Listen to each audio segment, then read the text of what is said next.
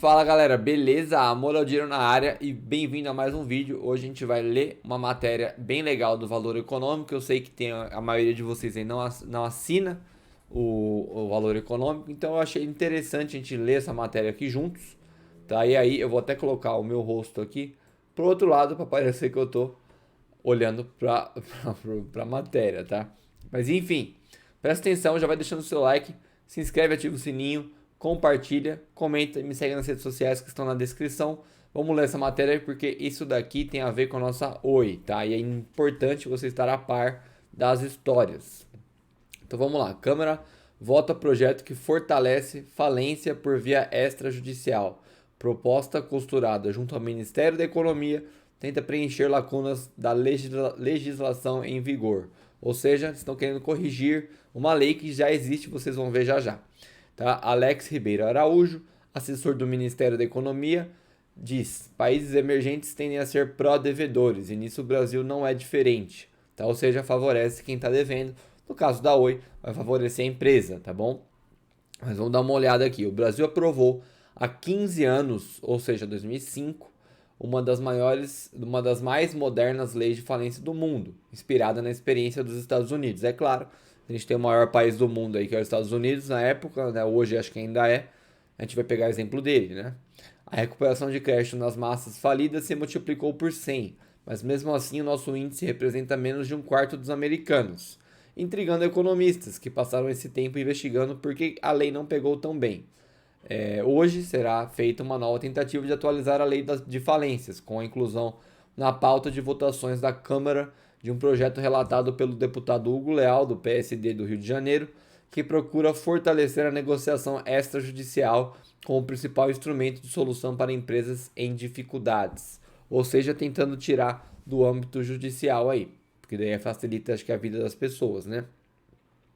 E vocês já vão entender o porquê, porque a gente tem uma corte aí muito ocupada, então atrasa bastante, né? Vocês vão ver.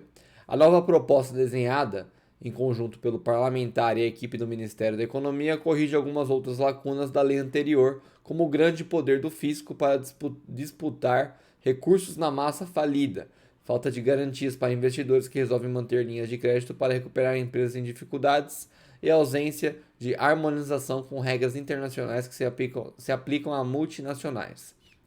A solução extrajudicial já era permitida na lei de 2005, mas frequentemente era inviabilizada porque as execuções não eram interrompidas enquanto credores e devedores negociavam, atropelando eventuais soluções de consenso.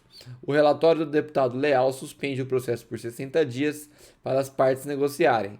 Feito um acordo, ele será submetido à homologação do juiz, ou seja, extrajudicial até a segunda página, né? Outro ponto importante é a redução do quórum para aprovar o plano de recuperação extrajudicial. Antes era de 60% dos créditos de cada espécie, passa a ser mais de metade, que eu acho que é o certo, né?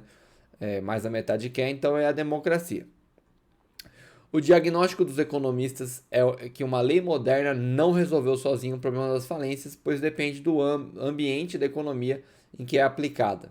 Varas de julgamento congestionadas, viés dos juízes em favor do devedor, como ele disse lá no começo, contrariando o que diz a lei, e estrutura tributária caótica determinam muito da eficácia da lei. Ou seja, sempre tem o viés do ser humano aí. No fim das contas é o viés do ser humano, problemas com congestionamento que também são do ser humano. Ou seja, é a lei que foi escrita, mas na hora de executar não funciona, tá bom? Até 2005, quando entraram em vigor as regras atuais, os credores de empresas em dificuldades no Brasil recuperavam, em média, apenas 20 centavos a cada 100 reais emprestados, né? Muito pouca coisa aí. É menos do que 1%, né? É 0,2%, basicamente, só você trocar o real por percentual.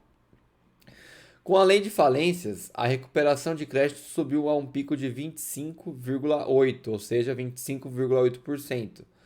Mais recentemente caiu para 18,20%, ou seja, os últimos dias, as últimas semanas, meses e anos, caiu para 18,20%, tá?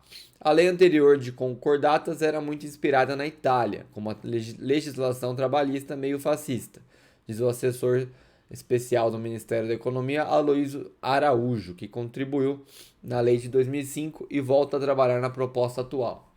Não foi fácil aprovar a lei na época, os bancos tinham muito medo, achavam que poderia sair pior do que uma nova legislação. Completa ele, que é professor da FGV, tá? Araújo diz que, embora seja preciso atualizar a legislação para aproximar os seus resultados dos padrões internacionais, há muita injustiça na avaliação sobre os avanços da lei atual. O índice de recuperação de créditos, argumenta, deve ser bem maior do que o dito pelas estatísticas, que avalia como incompletos, ou seja, números que não apresentam a verdade, e a gente tem muito disso, principalmente vindo do governo hoje em dia, tá bom? Então nada de novo, nada de surpreendente. Isso porque uma das novidades da legislação de 2005 foi tirar os créditos garantidos. A alienação fiduciária representa a maior parte dos empréstimos da massa falida, ou seja, o índice de recuperação de créditos do Brasil exclui justamente os créditos com as melhores garantias, cuja recuperação é mais alta. Uma das formas de medir os resultados da lei de 2005 é seu resultado no aumento de crédito na economia. O Brasil tem um viés enormemente contra os credores. Isso acabou com o mercado de crédito. Acho que ele quis dizer com, né? Não sei. A favela é o substituto do mercado de crédito. Como não tem mercado de crédito, as pessoas vão comprando tijolo a tijolo para construir suas casas em vez de tomar um financiamento da casa pronta. Um belo exemplo. Durante anos, houve uma controvérsia se a nova lei de falências, que fortaleceu direitos de credores, de fato ajudou a ampliar o crédito. Muitos economistas argumentavam que a expansão de crédito após 2005 foi um fenômeno ocorrido na América Latina como um todo.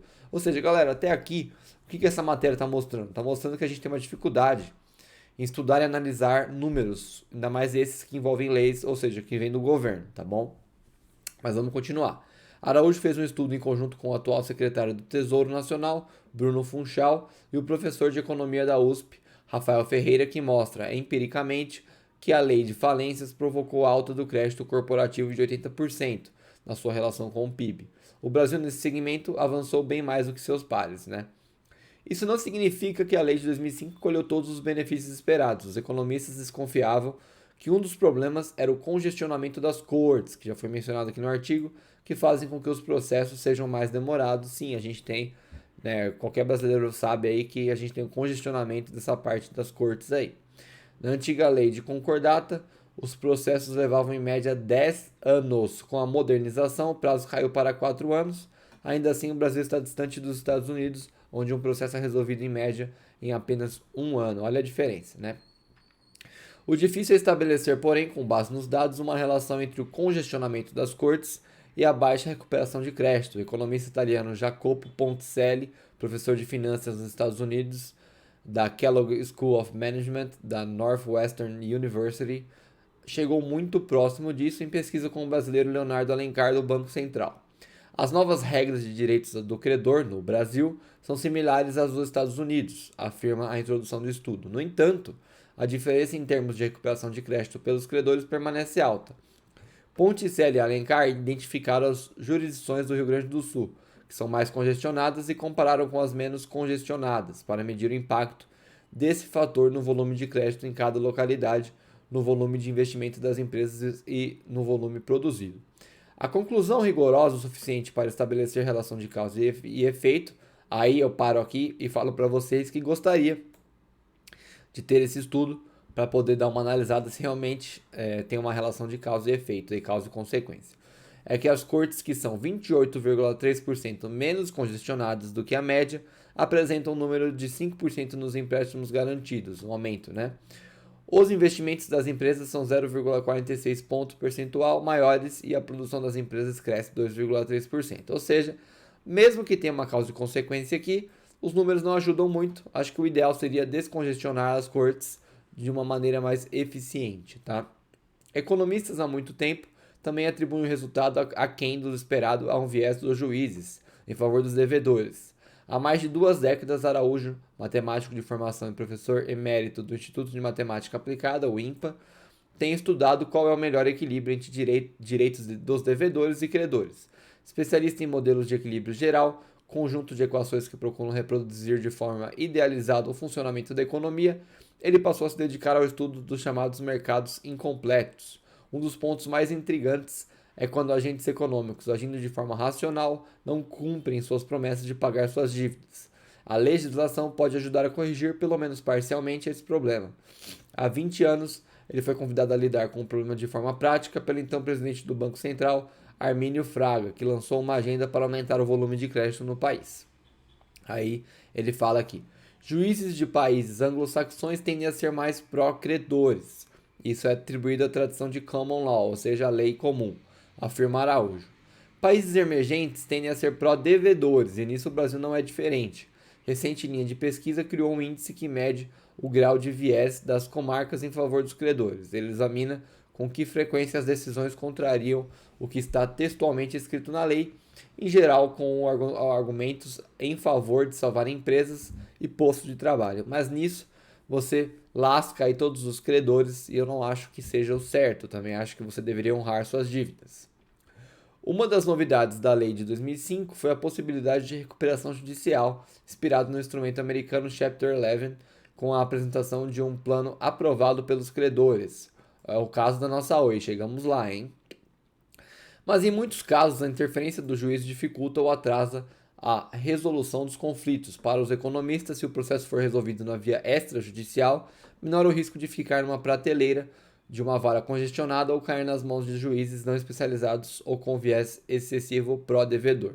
Né? Mais uma vez, o viés pode atrapalhar aí. Galera, já vou pausar aqui a matéria, porque esse não é o caso da Nova Oi. Tá? A Nova Oi é uma empresa enorme, tem muita mão de órgãos regulatórios e ela tem muitos bilhões envolvidos. Então não é o caso de pegar juízes não especializados, tá? Mas a gente está nesse caso aqui de recuperação judicial. Enquanto economistas faziam as suas pesquisas, os próprios juízes foram se acostumando à ideia de resolução extrajudicial de conflitos, com passos importantes como o juizado de pequenas causas e audiências de conciliação nos assuntos de direito de família. A proposta do deputado Leal segue recomendação do Conselho Nacional de Justiça, CNJ, para a solução extrajudicial nesses casos. Faltava, porém, amadurecimento político. Desde a gestão do Temer, o governo trabalha na reforma da lei de falências. No governo Jair Bolsonaro, foi elaborada nova proposta. Ambas, porém, não previam mecanismos extrajudiciais. A ideia ganhou força com a crise do coronavírus, quando os juízes ficaram preocupados com o esperado aumento de falências.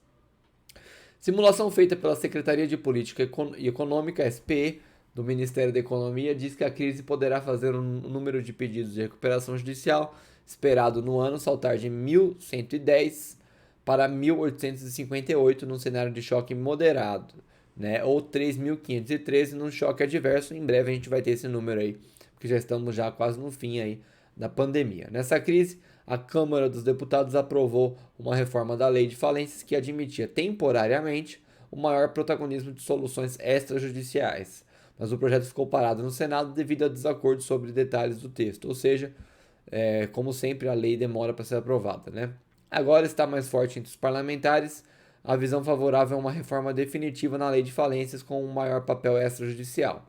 Ou seja, é uma matéria bem legal que mostra uma nova lei de falência. Isso importa para quê para o investidor? Galera, isso importa porque você investe na bolsa, você compra e vende ações, você está investindo em empresas, tá bom? Então, se você compra uma empresa, por exemplo, a Cogna, né? Vamos aqui abrir o gráfico da Cogna, né? Que nos meus vídeos tem que ter gráfico, né? Cogna é uma empresa promissora, mas vai que acontece alguma coisa e ela começa a cair e começa a correr riscos de falência. Com uma lei que você facilita a recuperação dessa falência, resolve por vias extrajudiciais, isso vai ajudar você também, tá bom? Você, investidor da empresa. Então é importante estar por dentro dessas coisas. Tá? Então fica aí o vídeo, se ficou longo, foi a leitura na íntegra da matéria. Se você chegou até aqui, deixa o seu like, se inscreve, ativa o sininho, compartilha, comenta e me segue nas redes sociais, que eu estou trazendo cada vez conteúdos mais diferentes e novos aqui pro canal, beleza? Um abraço, tamo junto.